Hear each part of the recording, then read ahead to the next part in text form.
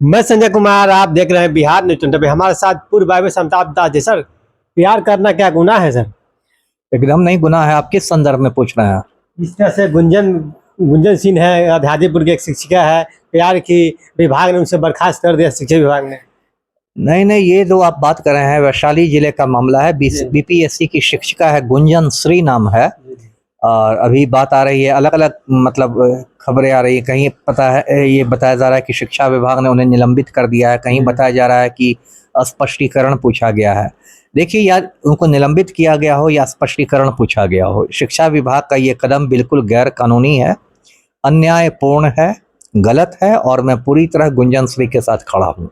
देखिए, कुछ बातें मैं दर्शकों को बताता हूँ। पहली बात यह है कि कोई भी विभागीय एक्शन यदि आप पर होता है तो वो विभाग से जुड़ी गलतियों के लिए ही हो सकता है। आपके व्यक्तिगत जीवन से जुड़ी चीज़ों के लिए विभागीय एक्शन नहीं हो सकता है। आप किससे शादी करती हैं, किससे आप तलाक लेती हैं, किससे आप प्यार करती हैं, ये आपका, गुंजन श्री का ये व्यक्तिगत मामला है। इससे विभाग को क्या मतलब है? आप अपने बच्चे का नाम चुन्नू रखिए या मुन्नू रखिए, इससे आपके विभाग को क्या मालूम है?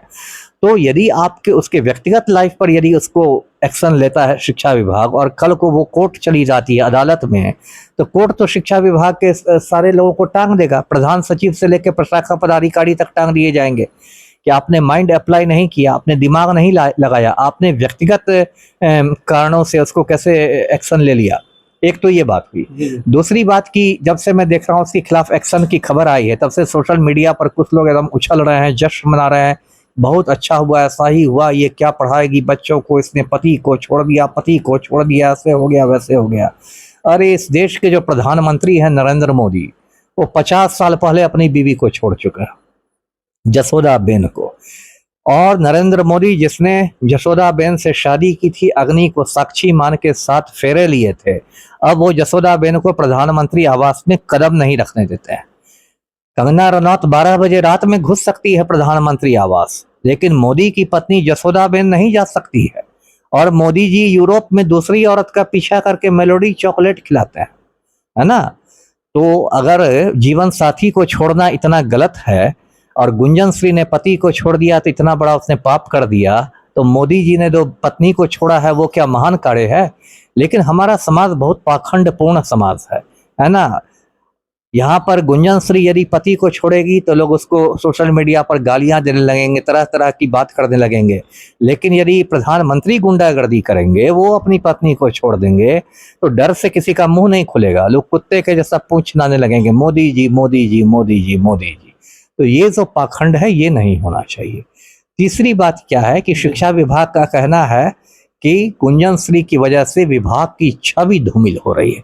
ये तो और हंसने की बात है, क्योंकि बिहार का जो शिक्षा मंत्री जो है मिथिलेश तिवारी, वो उच्च कोटि के घोटालेबाज हैं, उच्च कोटि के चोर और डकैत हैं।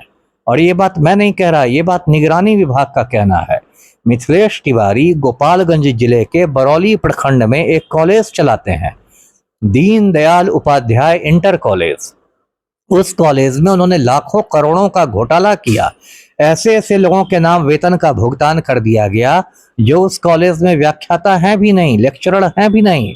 4-5 साल पहले निगरानी विभाग ने मिथिलेश तिवारी पर एफआईआर किया, जांच में उनको दोषी पाया गया और उनके खिलाफ चार्जशीट दिया गया, कोर्ट में आरोप पत्र दाखिल किया गया, कोर्ट में अभी सुनवाई जारी है।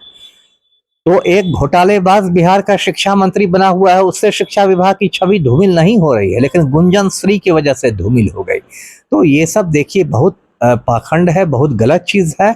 इसलिए गुंजन श्री के खिलाफ कोई एक्शन नहीं होना चाहिए। उसका घरेलू विवाद है, वो पति से तलाक का केस लड़ रही है, न्यायालय में मामला है, न्यायालय पर छोड़ देना चाहिए। न्यायालय क्या फैसला सुनाता है, इसमें विभाग को नाक नहीं घुसानी चाहिए। जी सर, पति कहते हैं कि मैंने गोवा घूमने चल गए थे किसी और के साथ में। अरे, तो पति उनके सत्य हरिश्चंद्र के अवतार हैं। मान लीजिए पति ने कहा, जब भी पति पत्नी में झगड़ा होता है, दोनों एक दूसरे पर आरोप लगाता है।